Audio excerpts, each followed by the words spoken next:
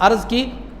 اس کے بعد جو ہے نا آداب کے لحاظ سے بات بتا، آداب میں جو ہے نا قرآن کریم کی تلاوت کے آداب آپ کے سامنے بیان کیے جا رہے تھے، تو لہذا اب رمضان المبارک کے آداب کیا ہیں؟ رمضان المبارک کے مہینے کے بھی کچھ آداب ہیں۔ رمضان المبارک کے مہینے کے آداب میں سے سب سے پہلا ادب یہ ہے کہ رمضان کی آمد سے پہلے شعبان سے ہی اپنے آپ کو مینٹلی اور فزیکلی ہر طرح سے رمضان کے لیے تیار کر لینا ہے۔ ذہنی طور پر بھی رمضان کے لیے آمادہ ذہن کو بھی بنا لینا ہے، اور جسمانی طور پر بھی اپنے طور پر آمادہ بنا لینا ہے، یعنی رمضان کے اہتمام کے لیے اپنے آپ کو مینٹلی اور فزیکلی ذہنی اور جسمانی طور پر کیا کر لینا ہے؟ تیار کر لینا ہے۔ تو نبی پاک صلی اللہ علیہ وسلم کیسے تیاری کرتے تھے کہ سرکار دو عالم صلی اللہ علیہ وسلم سال کے 12 مہینوں میں سب سے زیادہ اگر کسی مہینے میں روزہ رکھتے تو وہ شعبان میں رکھتے تھے، وہ رمضان کی تیاری میں اور رمضان کے اہتمام میں۔ اور صحابہ رمضان سے پہلے جو ہے نا کاروبار اپنے معاملات کو پورے طور پر جو ہے نا نپٹا لیتے تھے، اور رمضان سے شروع ہوتے ہی مسجدوں کو لازم کر لیتے تھے۔ اور سرکار دو عالم صلی اللہ علیہ وسلم دعا فرماتے تھے کہ اے اللہ، رجب ہی سے دعا فرماتے تھے کہ اے اللہ ہماری عمر اتنی دراز فرما کہ رمضان ہمیں نصیب ہو جائے۔ تو یہ رمضان سے پہلے رمضان کی تیاری کرنا یا اہتمام کرنا یہ رمضان کے آداب میں سے ہے۔ تو دوسرا ادب رمضان کا یہ ہے کہ جب چاند رات آ جائے تو پورے شوق کے ساتھ، جذبے کے ساتھ اور محبت کے ساتھ جو ہے نا چاند کا دیدار کیا جائے رمضان کا، یہ دوسرا ادب ہے۔ پھر اس کے بعد رمضان شروع ہو جائے تو پورے اہتمام کے ساتھ، دل جوئی کے ساتھ اور محبت اور عقیدت اور خشوع و خضوع کے ساتھ کیا کیے جائے؟ رمضان کے روزے رکھے جائیں، ضابطے کی تکمیل کے لیے، بوجھ ٹلانے کے لیے، یا رمضان کو مصیبت سمجھ کر جو ہے نا یہ روزے نہ رکھے، بلکہ روزے کا اہتمام کرتے ہوئے اور قلبی لگاؤ کے ساتھ اور جو ہے نا خشوع و خضوع کے ساتھ روزوں کو جو ہے نا ادا کیا جائے،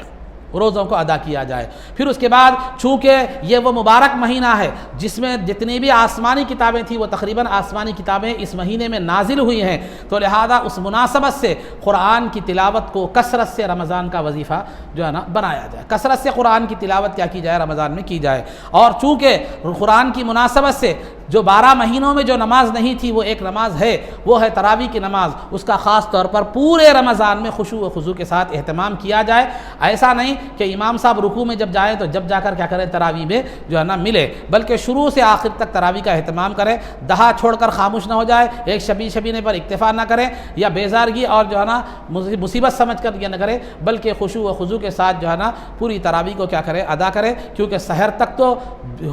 ہم جو ہے نا دیگر باتوں میں گھٹوں پر نکڑوں پر جو ہے نا ہم ہوشیار رہتے ہیں، تو پھر یہ تو عبادت، ایک ایسی عبادت ہے تراویح جو صرف سال میں ہی میسر ہوتی ہے۔ تو قرآن کو زیادہ سے زیادہ پڑھنا اور تراویح میں قرآن پڑھنا اور سننا یہ رمضان کے آداب میں سے ہے۔ اور خاص طور پر رمضان میں جو ہے لڑائی جھگڑا گالی گلوچ کے ساتھ گالی گلوچ سے پرہیز کرنا یہ رمضان کا اہتمام ہے۔ سمجھانے کے لیے میں آپ کو مثال دوں، اگر آپ اپنے دوستوں کے سامنے جیسا بے تکلفی کی بات کرتے ہیں، فری بات کرتے ہیں، آپ کے والد کے سامنے نہیں کرتے، کیوں نہیں کرتے؟ اس لیے کہ وہ والد کے رشتے کا احترام ہے۔ تو اسی طرح رمضان کا احترام یہ ہے کہ رمضان میں غیر غلط کام، کسی کو چونا لگانا، کسی کو دھوکہ لگانا دینا، کسی کو جھوٹ بولنا، گالی گلوچ کرنا وغیرہ وغیرہ، یہ جو ہے نا یہ بالکل رمضان، وہ تو گناہ تو اپنی جگہ ہے ہی ہے، لیکن یہ رمضان کے آداب کے خلاف بھی ہے۔ اور رمضان میں خاص طور پر جو اپنے نوکر ہوتے ہیں، ماتحتین ہوتے ہیں، اپنے ہاتھ کے نیچے کام کرنے والے ہوتے ہیں، یا جو بھی اپنے ماتحتین ہوتے ہیں، ان کے ساتھ ہمدردی، حسن سلوک کا معاملہ کرنا چاہیے۔ اور خاص طور پر اگر وہ مسلمان ہیں اور روزے دار ہیں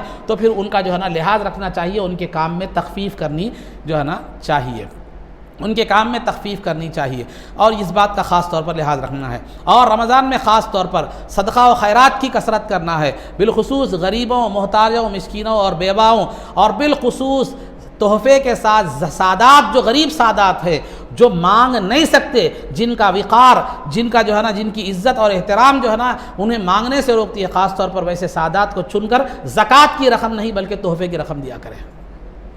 کیونکہ وہ آل نبی سرکار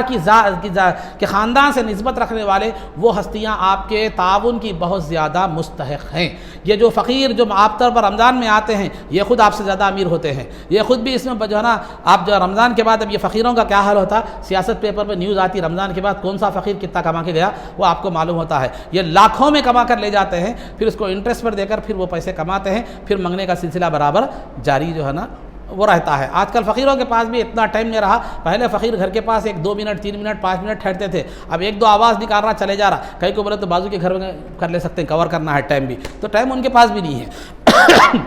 تو بہرحال خلاصہ گفتگی، یہ جو گداگر ہیں یہ حقیقت میں فقیر نہیں ہے، ان کو زکوٰۃ مت دیجیے کیونکہ آپ کو یقین نہیں ہے کہ یہ حقیقت میں جو ہے نا فقیری غریب ہونے کا انہیں یقین نہیں ہے، تو لہذا تو زکوٰۃ تو دور کی بات ہے، یہ زیادہ تر وہ مستحق لوگ جو مانگ نہیں سکتے، جو عزت دار لوگ ہیں، جو حقیقت میں مستحق ہیں، ان کا تعاون کیجیے، بالخصوص سادات کا جو ہے نا اس بات کا لحاظ رکھیے، ان کی مدد کرنے کی آپ جو ہے نا کوشش کیجیے، میری آپ لوگوں سے یہ پرخلوص گزارش ہے۔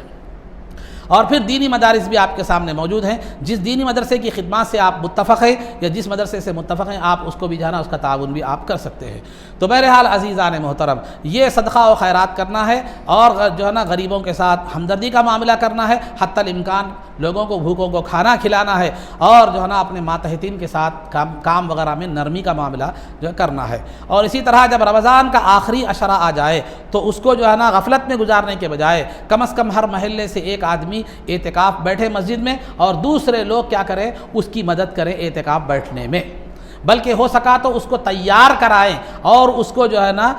راضی کرائیں، اور اس کو جو ہے نا مسجد میں اعتکاف بیٹھنے کے لیے یہ کریں۔ یہاں اعتکاف سے مراد میرا آخری 10 دن کا اعتکاف مراد ہے، جو یہ اعتکاف کی مدت کیا ہے، 20ویں روزے کی افطار مسجد میں کر کے جانا ہے، مسجد میں رہنا ہے، 20ویں روزے کی افطار مسجد میں کرنا ہے، اور پھر اس کے بعد عید کا چاند دے کر مسجد سے نکلنا ہے۔ تو لہذا کسی مسجد میں محلے میں اگر سب لوگ مصروف ہیں، نوجوان ہیں یا مصروفیتیں ہیں، تو کسی بڑے شخصیت کی جو ہے نا کو تیار کیجئے، ہو سکا تو ایک آدمی سحر اور افطار کا انتظام کیجئے، ورنہ ان کی دیکھ بھال، ان کی سہولتوں کا یا لا کر دینے کا بھی کچھ اہتمام کیجئے۔ کیوں؟ اس لیے میں یہ بات بتا رہا ہوں، اگر وہ ایک نہیں بیٹھا تو سنت کو چھوڑنے کا گناہ پورے محلے والوں پر ہوتا،